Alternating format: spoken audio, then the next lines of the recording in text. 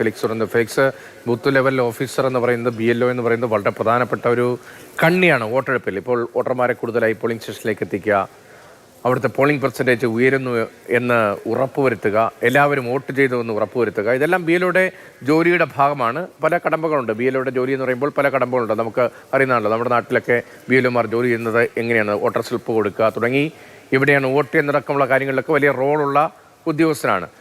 പക്ഷേ ഈ മരണവുമായി ബന്ധപ്പെട്ട് ഇപ്പോൾ ജോലി സമ്മർദ്ദമുണ്ട്, അതേസമയം തന്നെ പ്രാദേശിക രാഷ്ട്രീയ സമ്മർദ്ദമുണ്ട് തുടങ്ങിയ വിവരങ്ങളൊക്കെ വരുമ്പോൾ ഇക്കാര്യത്തിൽ കുടുംബത്തിൻ്റെ കൂടുതൽ പ്രതികരണം എന്താണ്? ഗൗരവത്തിലെടുത്തിട്ടുണ്ടോ തിരഞ്ഞെടുപ്പ് കമ്മീഷൻ, തിരഞ്ഞെടുപ്പ് ഓഫീസർ? രതീഷ്, ഈ മരണവുമായി ബന്ധപ്പെട്ട് ഏറ്റവും ആധികാരികമായി സംസാരിക്കാൻ കഴിയുന്നത് അദ്ദേഹത്തിൻ്റെ ബന്ധുക്കൾക്കാണ്. അതിൽ നമ്മളോട് ഏറ്റവും ആദ്യം സംസാരിച്ചത് ഈ അനീഷിൻ്റെ സഹോദരി ഭർത്താവായ ഷൈജുവാണ്. അദ്ദേഹം പറയുന്നത്, അതായത് ഈ ജോലി സമ്മർദ്ദം ഉണ്ടായിരുന്നു, അതായത് രാവും പകലും ഈ ജോലിയിലേക്ക് പോകേണ്ടതുണ്ടായിരുന്നു എന്നതാണ്. കാങ്കോൽ ആലപ്പടമ്പ് പഞ്ചായത്തിലെ 1-ാം വാർഡിലെ ബൂത്ത് ലെവൽ ഓഫീസറായിരുന്നു അനീഷ് ജോർജ്. ഇത്തരമൊരു സമ്മർദ്ദം ഉണ്ടായിരുന്നു, അതൊന്ന്. രണ്ടാമത്തെ കാര്യം, രാഷ്ട്രീയ പാർട്ടികളുടെ സമ്മർദ്ദവും ഉണ്ടായിരുന്നു എന്ന് അദ്ദേഹം പറയുന്നു. ഒരു വശത്ത് ഈ ജോലി പൂർത്തിയാക്കാനുള്ള സമ്മർദ്ദം, മറുവശത്ത് രാഷ്ട്രീയ പാർട്ടികളുടെ സമ്മർദ്ദം.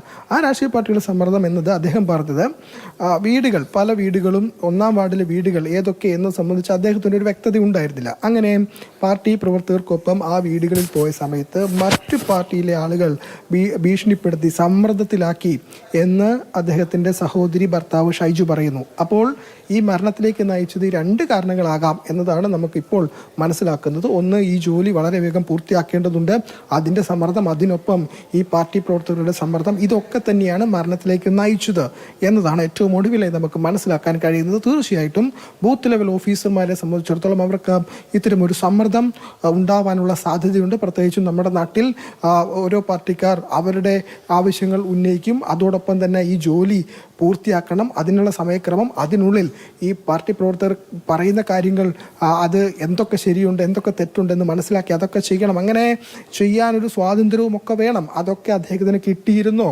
അദ്ദേഹത്തിൻ്റെ മുൻപിൽ എന്തൊക്കെ ഭീഷണികളാണ് ഉണ്ടായിരുന്നത്, അല്ലെങ്കിൽ എന്തൊക്കെ സമ്മർദ്ദങ്ങളാണ് ഉണ്ടായിരുന്നത് എന്നാണ് വ്യക്തമാകേണ്ടത്. ഏതായാലും ഇപ്പോഴത്തെ സാഹചര്യത്തിൽ ഈ 2 കാര്യങ്ങളും, 2 സമ്മർദ്ദങ്ങൾ, ഒരു വശത്ത് ജോലി പൂർത്തിയാക്കാനുള്ള സമ്മർദ്ദം, മറുവശത്ത് രാഷ്ട്രീയ പാർട്ടികളുടെ സമ്മർദ്ദം, ഇത് രണ്ടും അദ്ദേഹത്തെ മരണത്തിലേക്ക് നയിച്ചു എന്നതാണ് അദ്ദേഹത്തിന്റെ ഭാര്യ, സഹോദരൻ തന്നെ വ്യക്തമാക്കിയിട്ടുള്ളത്.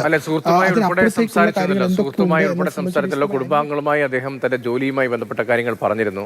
ഇപ്പോൾ നോക്കൂ, തിരുവനന്തപുരത്ത് തിരുമല അനിൽ എന്ന BJPയുടെ പ്രധാനപ്പെട്ട നേതാവിന്റെ കൗൺസിലറുടെ ആത്മഹത്യ ഉണ്ടായ സമീപകാലത്താണ്. ഇന്നലെ മറ്റൊരു RSS പ്രവർത്തകൻ, ഇപ്പോൾ നേതാക്കൾ ഞങ്ങളുടെ പാർട്ടിയുമായി ബന്ധമില്ല എന്നൊക്കെ പറയുന്നെങ്കിലും ഒരു RSS പ്രവർത്തകൻ, ചുമതലയുണ്ടായിരുന്ന ആൾ ആത്മഹത്യ ചെയ്തു. തദ്ദേശ തെരഞ്ഞെടുപ്പിൽ സീറ്റ് കിട്ടാതെ. മറ്റൊരു തദ്ദേശ സ്ഥാപനത്തിലെ ഭാരവാഹി ആയിരുന്ന സ്ത്രീ, അവർ ആത്മഹത്യക്ക് ശ്രമിക്കുന്നു. ആത്മഹത്യ ഒന്നിനും പരിഹാരമല്ലെങ്കിലും ഈ തദ്ദേശ തെരഞ്ഞെടുപ്പുമായി ബന്ധപ്പെട്ട് ഇത്തരം വാർത്തകൾ കഴിഞ്ഞ കുറച്ച് ദിവസമായി ഇങ്ങനെ നിൽക്കുകയാണ്. അപ്പോൾ ഈ സുഹൃത്ത് ഉൾപ്പെടെ, കുടുംബാംഗങ്ങൾ ഉൾപ്പെടെയുള്ള ആളുകളുമായി ഇദ്ദേഹം എന്തൊക്കെ പറഞ്ഞു എന്നതും വളരെ പ്രധാനമാകുന്നില്ലേ? അനീഷ് എന്ത് പറഞ്ഞു സുഹൃത്ത് ഉൾപ്പെടെയുള്ളവരോട്? അതുതന്നെയാണ്, അതായത് അനീഷ് ഈ കാര്യങ്ങളൊക്കെ, വളരെ പേഴ്സണലായിട്ടുള്ള കാര്യങ്ങളൊക്കെ തന്നെ ആളുകളുമായി, അദ്ദേഹത്തിന് ഏറ്റവും അടുപ്പമുള്ള ആളുകളുമായി സംസാരിക്കുന്നത്. ഒന്ന് അദ്ദേഹത്തിൻ്റെ ഭാര്യയായിരിക്കും, അദ്ദേഹത്തിൻ്റെ വീട്ടുകാരായിരിക്കും, മറ്റു സുഹൃത്തുക്കളായിരിക്കും. അപ്പോൾ ഏറ്റവും ഒടുവിലെ നമ്മളോട് പ്രതികരിച്ച അനീഷിൻ്റെ ഭാര്യ, അനീഷിൻ്റെ സഹോദരി ഭർത്താവ് തന്നെ വ്യക്തമാക്കുന്നു സമ്മർദ്ദങ്ങൾ ഉണ്ടായിരുന്നു എന്ന്. ആ സമ്മർദ്ദങ്ങൾ ഉണ്ടായിരുന്നു എന്ന കാര്യം അദ്ദേഹം വീട്ടിൽ തന്നെ പറഞ്ഞു എന്നതാണ് ഈ ഷൈജു എന്ന അദ്ദേഹത്തിൻ്റെ ഭാര്യ, സഹോദരി ഭർത്താവ് വ്യക്തമാക്കുന്നത്. അപ്പോൾ ഈ സമ്മർദ്ദങ്ങൾ അദ്ദേഹത്തിന് സഹിക്കാൻ കഴിഞ്ഞിരുന്നില്ല, അതുതന്നെയാണ് ഈ മരണത്തിലേക്ക് നയിച്ചത് എന്ന് വേണം ഈ സാഹചര്യങ്ങളിൽ നിന്ന് നമുക്ക് മനസ്സിലാക്കാൻ.